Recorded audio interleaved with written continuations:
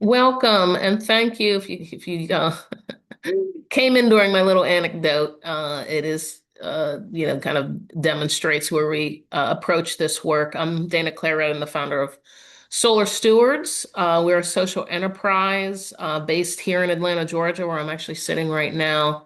We do work national, and that's one of the reasons we're talking with you today.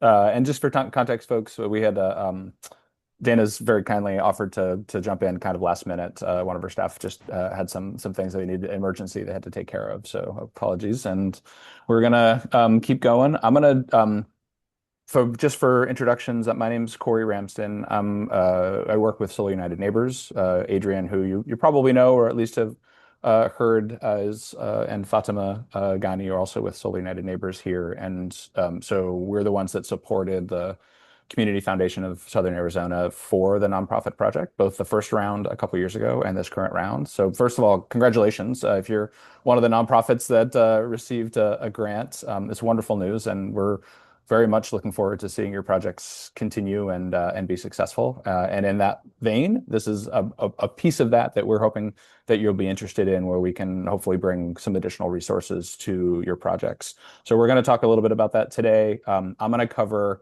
what we refer to as our Impact SREC program. And Dana's, who we're partnering with at Solar Stewards, is going to explain sort of their role and how this fits into the work that they do. They're essentially very similar approaches and very complementary. So I'll share a little bit about what we're doing first and pass it to Adrian. And then we'll kick it over to Dana to talk about Solar Stewards and how they're supporting this as well. So let me just pull up some slides real quick here. Portion of my screen. You can just let me know whether that shows up all right in a second. Looks good. Excellent. Okay.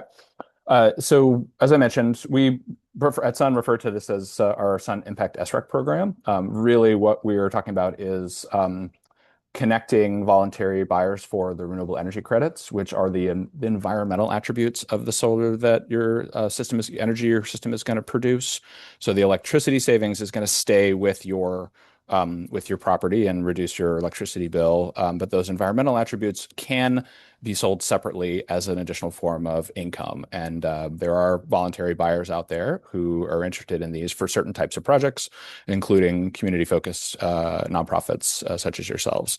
So that's the sort of the starting point, and we'll talk a little more about that in a bit. But Sun has been doing this work for 3 or 4 years at various stages, also working with residential homeowners, which I'll mention at the end of my slides, just to do a little storytelling, and also now with nonprofits, which is why we're excited to talk to you about this.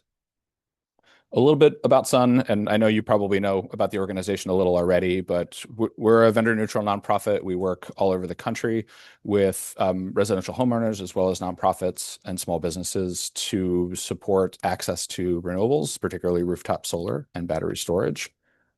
And we do that really as part of our mission to help people go solar, join together, and then in places where it's relevant and folks are committed to supporting us, helping them fight for their energy rights, which sometimes means trying to change local, state, and national policies to make solar more accessible for folks that aren't able to access it, and also to expand access just broadly.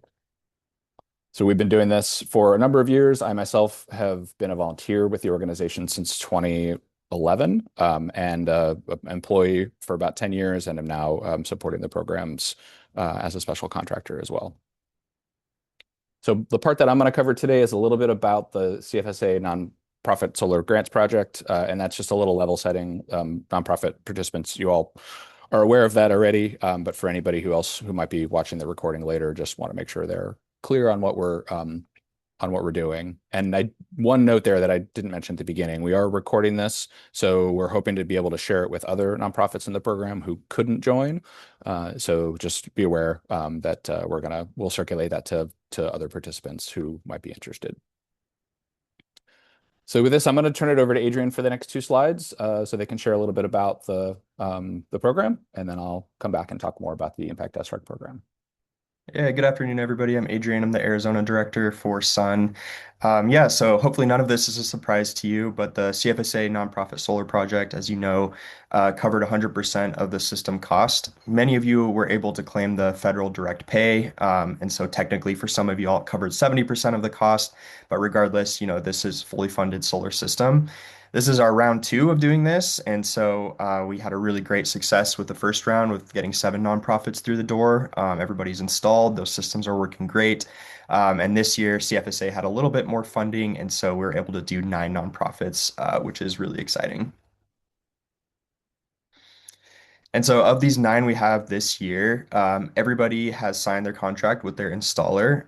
Thank you all for kind of working to get that in the deadline before the end of the calendar year. That was a huge help because it helped us make sure you qualified for that direct pay, which helped us stretch these grant dollars further.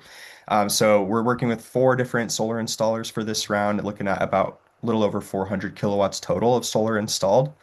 And so right now, y'all are kind of, since you're working with different installers, you may be in different stages of this process, but most of you are probably coordinating with them for site visits, and the installer's working on that finalized design for your project. Many of you have this done already, and your installer's working with the city to get the permitting and the utility for the interconnection side. Depending on the size and complexity of your installation, that can take several weeks or a little bit longer, whereas the actual installation itself should be pretty quick, again, depending on the size of your system. But I know we heard that the first systems will start being installed this month, and so we're really excited to follow along with your progress, and we're here to help however you need. Thanks, Adrian. And just, I didn't mention at the beginning, but this is a small group, and so if, we'll have a space for questions at the end. But if you have questions in the middle and you just want to ask in the moment, that's totally fine. Just put your hand up, and we'll leave some space for you to ask those as well. And congratulations again to getting this far in the process. And Dana, for your reference, since I don't think I mentioned it, there was a push at the end of the year for the nonprofits to sign contracts and to be able to safe harbor for some of that equipment before the end of 2025. So tremendous amount of work in a very short period of time, but successfully so. So in terms of the solar renewable energy credits, what happens next? So what we are trying to do here, with the help of our partner Solar Stewards, is find buyers for your renewable energy credits if you're interested in participating, who will be willing to take those on and then compensate you with payments for those credits as you generate them. And just as a refresher for most of you, when you're generating electricity from solar, every 1,000 kilowatt hours is 1 credit or 1 megawatt hour. That's how they keep track of it. So your systems are going to generate some number, depending on your system size, of credits a year. Those credits then are able to be sold to a buyer so that they can claim those environmental attributes in exchange for payments and those terms and things will be negotiated as part of this process. But the general transaction is someone else is trying to offset their carbon footprint. They believe in supporting programs like this, where nonprofits are going solar and reducing their cost of electricity on a monthly basis, and they're willing to purchase those credits in exchange for supporting a project. So what we've already circulated to all of you through Adrian is a template of what we're referred to as a letter of interest. That letter of interest outlines more of what we're sharing here, as well as indicates that if you're interested, with no commitment immediately, for that letter of interest, if you do decide to sign it, will then allow Solar Stewards to be able to show with some documentation that nonprofits that are participating do want to proceed and look for buyers. So it helps with the shopping process, so to speak, and Dana can speak more to that when they come up. But the general idea is the letter of interest is what shows how big the opportunity might be for a buyer. So what happens next on your end is, if this is of interest to you after you've had a chance to digest and ask questions, we, Solar United Neighbors, would send you a completed letter of interest with information about your project so that you can review it. If you do go ahead and sign that, that'll put you into the pool of projects that we're shopping to be able to sell those renewable energy credits. And that process is what Solar Stewards is going to be leading. And that process will take some number of months. I'm not going to, Dana can comment on how long because we don't know that part of the process as well as they do. But through the end of that shopping, we'll have more information about how much buyers would be willing to pay for those credits, at which point then what we would do after that sort of shopping process is be able to, Sun, present you with a contract that explicitly lays out those terms, how long the term is, and what the payments would be, and when those payments would happen for you, so that you have something real to review. At that point, when you would sign that contract, if you decide to proceed, that would be you transferring those environmental attributes to Sun. We would then transact with the buyers that we're identifying with Solar Stewards' help, and we would be the ones paying you on an annual basis. So we're sort of providing the experience where you don't have to figure out all of the finding a buyer part. We're just sort of facilitating the process because it's part of our mission and our role as a nonprofit to be able to support nonprofits like yourselves. So we're kind of in the middle, just making it easier for folks to transact. And then ongoing on your end, if you do proceed, some payment most likely annually would happen from Sun to you. And we would also need some assistance, usually up front, to get your system set up so we can track how much energy it's producing, because those credits are eventually what get what they refer to as minted. So when a credit is created, when that energy is generated by your solar array, those credits are then what a buyer is going to take, retire is the term, and be able to claim the environmental attributes. So that all happens later on, but that's part of what we're talking about. And just a little example here, we've already run a program for residential installations in a couple places. So we have a monitoring platform. We would either connect you to our platform or to another one Solar Stewards and the buyer might require. And if assuming that is in place, your yearly requirements are pretty limited unless we run into a problem with reporting. But again, I'll let Dana may have some other things to share in that regard. And then the last thing is just a little bit of storytelling. Like we've been running a program for residential homeowners on a small scale in Tucson for a couple of years, and this is just an example of one of the families that we've already helped through a similar arrangement, where we were able to enable that family and other rebate participants to install maybe a larger system or take a smaller loan to be able to go solar. In their case, these are typically like medium income families and some lower income families to be able to put solar on their roof. And the Impact SREC program is something that can add support to them being able to go solar at a lower cost. So that's something we're really proud of. We've been doing this for a couple of years. Tucson was actually one of the first places we tested this program, and we are doing it in Texas. We've done some in Miami. We'll be doing some in the Denver area and hopefully in other states as well. And that's it for the Sun side. Thanks very much. I'm going to stop sharing my screen now. We'll leave a little space for questions, and then Dana's going to share more about their process and how they support this program as well. Thank you, Corey. There we go. And I should encourage folks to, put any questions in the chat. This is being recorded, so we can kind of keep tabs on those and follow up if need be.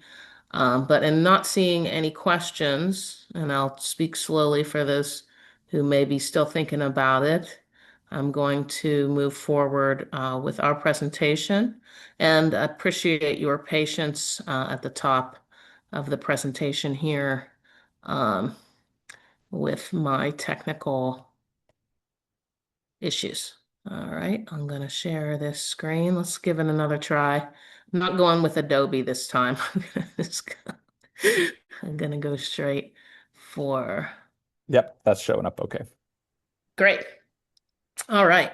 Well, I'm Dana Claire-Redden, the founder of Solar Stewards. And as Corey and the team mentioned, we're partnering with Sun on this really cool opportunity to create more revenue for you all, monetizing your solar in this way. Who we are, we're based in Atlanta, Georgia. That's where I'm sitting now. And as I mentioned, we do work national, and I do have family in Arizona. So I do slide through there more often than not. But I am originally from Western Pennsylvania, and I mentioned this to say we come by this work very authentically. And there are so many of these, fossil extraction communities across the world.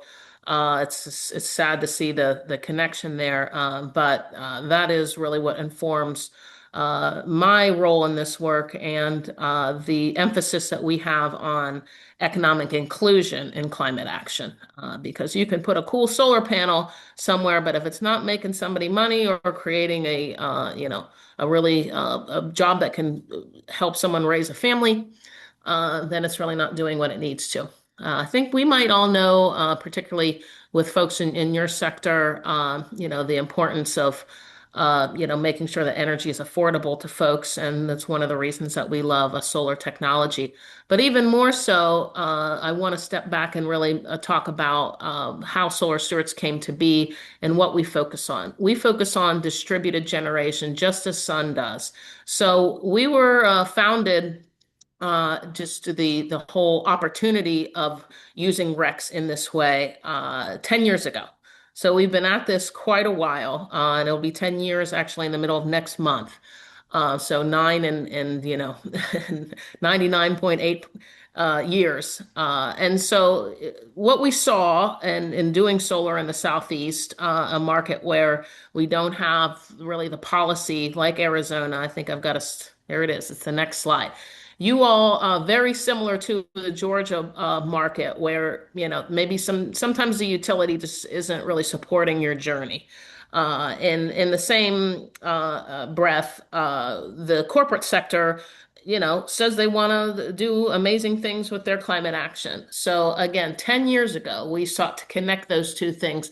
How can we make sure that when a corporate is saying they want to reduce their climate and they're buying these renewable energy credits, that they're buying them from local folks, that they're supporting these types of distributed generation projects. And prior to our entry in this market, 10 years ago, it was an opportunity that didn't exist.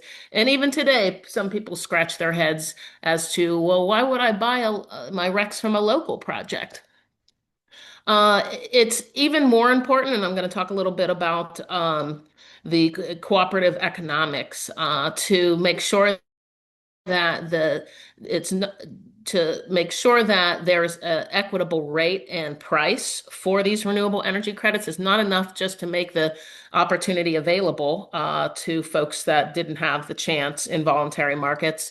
And let me just say, a voluntary market just means that your state hasn't created a renewable portfolio standard mandating a certain percentage of renewable energy. If I'm getting too nerdy, I'll just leave that alone. All that to say, you've got to have a rate and a term that's actually impactful. And so that's really where our marketplace came to be about 6 years ago now, to make sure that corporations weren't lowballing and taking advantage of entities who are looking to sell their RECs. And so it's working together in the principle of cooperative economics.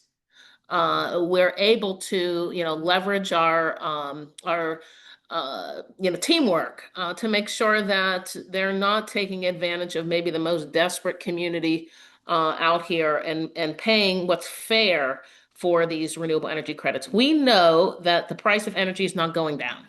If we watch the news, we know this.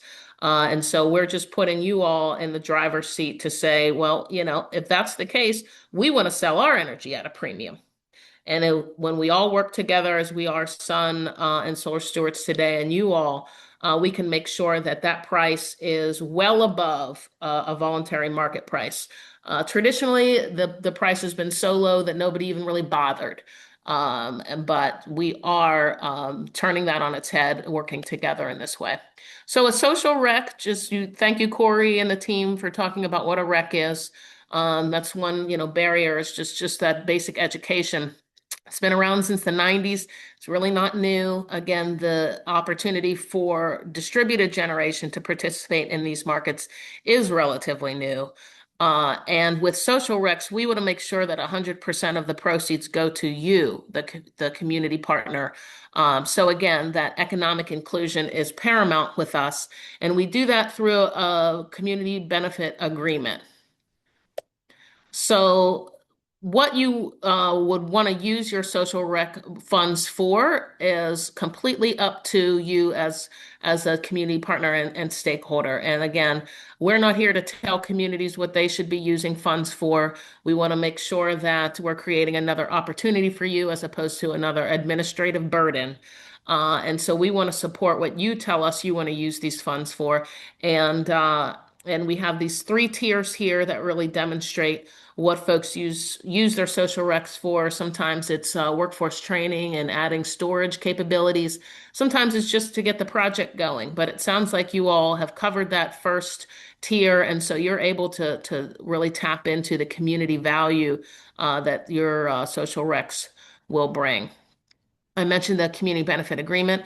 We find in our work over the years that just having a very clear document where folks agree that this is what we're going to use the money for is great for everybody.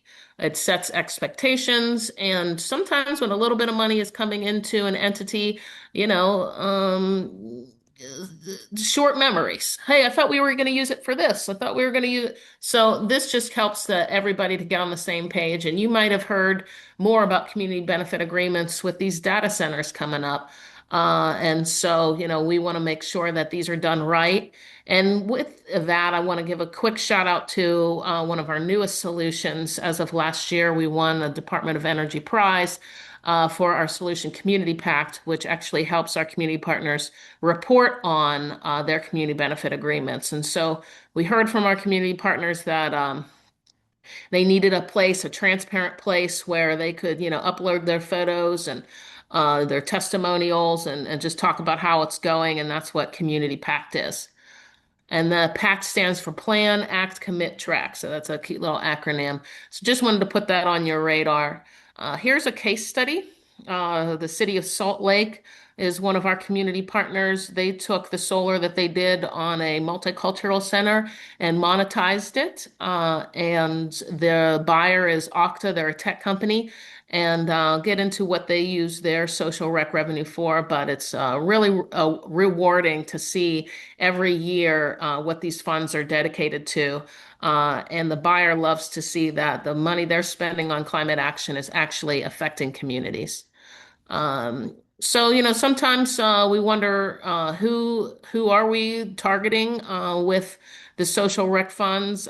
So we just have these three categories: people, communities, and mission. And I think a lot of you all fall on this page right here. So here's just a quick little screenshot of our marketplace. In it, and some of you may be familiar with this, is the integration with the climate and economic justice screening tool. This data set is just a very granular way to look at the economic and health and social conditions of our country. And it did disappear from certain government websites, but it's still extant. And we use this to make the case to our climate stewards or buyers as to why they should pay a premium for the renewable energy credits. So again, it's paramount and what Solar Stewards works very hard and has to create this opportunity, not just to bring these projects in front of buyers to make sure that they're paying what is the value of these opportunities. And just another screenshot of the data integrations. So we're not just pulling numbers out of the sky, we're talking about the real live impact and the existing baseline conditions of communities. And so, we can really backstop what we're asking. So as Corey mentioned, also, a renewable energy credit or a REC is created from the energy that your system produces. And one thing that we have noticed, now you all are partnered with Sun, so I don't think you have to worry about this, but a lot of our community partners didn't have O&M and monitoring. And so we do offer that service as well. We can't, if we don't know the generation of an asset, then we can't register any RECs. And so, first things first. And this is actually that buyer that I was mentioning on the Salt Lake Steward project. At the top of the call, you might have heard me yapping a little bit about a community solar ribbon cutting. And that's this case study right here. And this is actually in a compliance market. So Maryland has the state has mandated renewable energy. So they have a robust rec market. It's not a voluntary market, but they can still make use of social recs. They're paying a premium over that compliance price. And I just love this photo. You got the governor back here cheesing. And this has got all the, bells and whistles as far as workforce training and the partnership with the school. This one I'm super proud of all of them, but Indiana made Consumer Reports as the hardest place to do rooftop solar. I think it was like maybe 3 years ago. I don't think that has changed, but that was a stat from Consumer Reports, if you remember that publication. And so three school districts, T-Mobile is the buyer here, and this is quite a large portfolio. And they're using their social rec funds for all types of educator priorities, including a full-time school nurse. And here's a little bit more of a focus on the one in Salt Lake City. This one's relatively small compared to some of the other case studies I'm showing you here, but still just as impactful. And this year, we got to update this slide. They're using their funds for a micro food grant program. So we got to see pictures of everybody holding these beautiful vegetables, smiling, and it just goes to show how interconnected, food security is, energy security. Oh, we did update it. Look at my team. So yeah, and there's goats. I mean, when you can throw some animals in here, it's even more fun. So what we want to see is you all showcasing what you're doing with social rec funds. And that's it. So hopefully I didn't go over time. Try to talk a little fast there, and of course open it to any questions. Thanks, Dana. No, not at all. And I think so there's plenty of time for questions. I would also invite any of the nonprofits that are with us today, if you want to share a little bit just about your own motivations and what you're hoping to do with the energy savings part of your solar project. Would love to hear that. Obviously optional, but any questions or any sharing you'd like to do at this point is we're open to that and happy to talk about some next steps after that as well. I have a couple of questions. Yeah, go right ahead, Lauren. Lauren from Children's Museum, Tucson. Just a question about the timeline. We're running into some zoning delays, I guess, with our install. So is this only available once the project is fully completed? And then if it runs beyond the summer, like how does that, is there any issue with that? I can answer generally, but Dana, do you Sure. want to just answer within the context of your buyers usually? That might be a little more instructive. Absolutely. So we understand the nature of these projects is exactly, Lauren, what you're talking about. It's actually, what makes them so valuable because working through all of that, deserves an award. And so we do a lot of buyer education to let them know this isn't your traditional utility scale where you power it up and that's it. These are communities really fighting for the opportunity because there's always unforeseen things that arise. So we make sure to educate the buyer and their expectations and really give them a range of when it comes online. And really the what makes it them flexible is what we put in the contract. So we would make sure. Mhm. Also, and one of the reasons why we have a marketplace is because we take projects in pre-development, development, and operating. Now, to be clear, Mhm. we don't sell any RECs before they're created. That's not us. Some Right. folks do that, but that's not what we do. What we can do is take a forward-looking commitment. So we have a buyer that basically says, hey, we love this and we want to support them. Here's a commitment letter, dibs when they come online for the next, such and such years at such and such rate. And in that, you can take that commitment letter and use it to maybe, as a credit enhancement or something to show, that you have another revenue stream. But it's not a prepayment, let's say, Sure. to make that distinction. So I hope that that gives some help. But certainly your your adventure is what we see every day. Yeah, I'm sure it's not very uncommon. But yeah, it's just I think more more interesting than anticipated, I think. I think my that kind of leads to my second question. Like, I think our project is very small relative to many of these, like, especially the ones that you were showing. There was like the entire roof of a whole cultural center or T-Mobile and stuff. So is there like a limit to the size that like for to the arrays that or the groups that you work with in terms of they're too small? Well, you're lucky you're working with a son who can gonna help because yeah, Okay. the small ones they take just as much work as the large ones, and that's why a lot of Hmm. folks just kind of don't want to be bothered, but that is not our stance at all.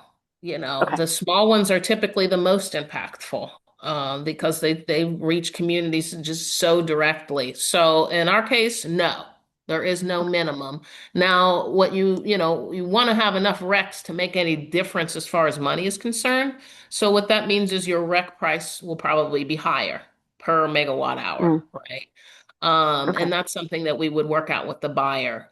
They do, being transparent, they do like to see, volume. But as soon as we put a portfolio for them together, then they'll say, "Well, we want the market out of the whole." Hmm. It's like, "Well, we brought the family together, take the whole family." But Yeah. we have our marketplace so they could see each and every project. Okay. Thank you. And Lauren, just to add to what Dana just said, like that's where we kind of decided this is probably a place where Sun can have value, is that you don't necessarily have to navigate the marketplace part of all of that. Yeah. Once we're in sort of in the middle there, that lets us create a portfolio that talks about all the nonprofits, create maybe some more scale that is a more sellable package, and hopefully even add nonprofits that aren't part of the CFSA program if we're able to do that. I mean, we're starting with this core, but there's really no reason why we can't like draw other folks in as well, because the bigger you get on scale, the more leverage you have to negotiate with people. Got it. Cool. Thank you. Thank you.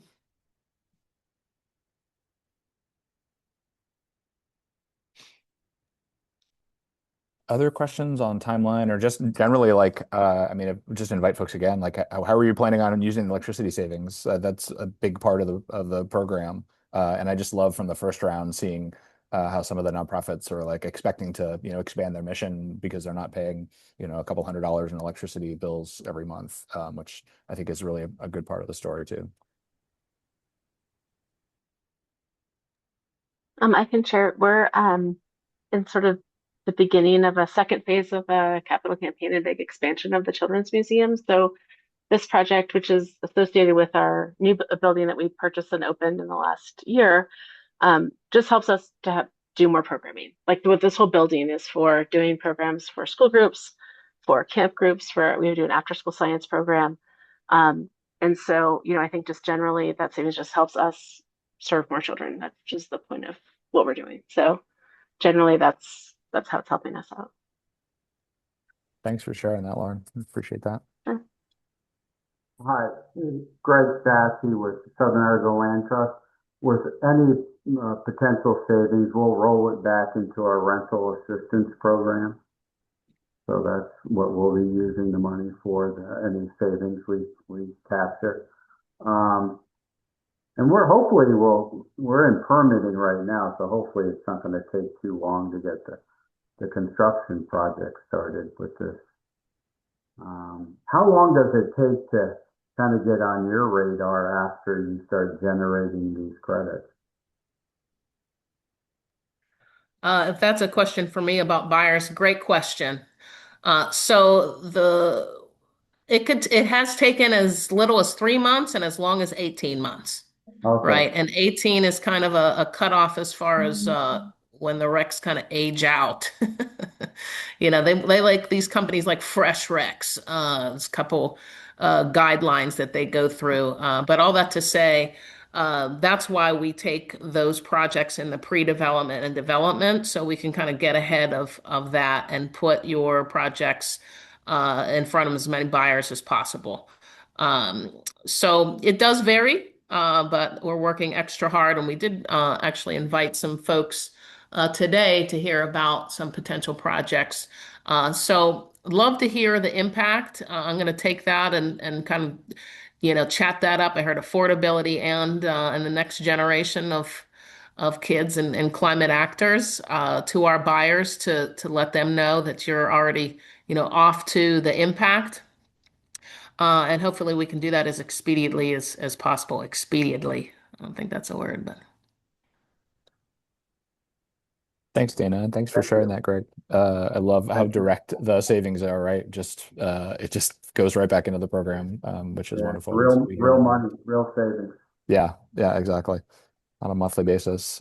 Adrian, do you have any thoughts or anything you would like to share before we'll leave more space for questions? But I know you've worked with all of these nonprofits in both rounds. Anything you want to add? I don't think so. Just thank you all for being here and for considering this. And yeah, it's been really fun working with y'all tangentially and directly. So we're just really happy you're here and that we can offer this. Thank you. So I guess in terms of like what happens next, you've all should have the LOI draft to review. If you do want to proceed, then I think the next request through Adrian is just for us to generate a specific one for you to take a look at. And then after the LOI, assuming you sign it, there's really not anything else for you to do for a while. It's really on our end to find interested buyers, and then we'll come back with other details. So I think if you have questions in the meantime, definitely reach out. I'll Adrian, I know you have some availability coming up that might be a little choppy too. So if you want to share my and Fatima's contact info with the nonprofits as well, we're happy to just answer questions directly if that's useful. Well, thank you all for joining. Very much appreciate it. And Adrian, will get the recording packaged up so you can share it with some of the nonprofits who weren't able to make it today. And we hope you consider us being able to provide this service for you. And thanks so much for coming and joining us today. Thank you so much and congratulations. Thanks. Thank you. Thanks. Bye-bye.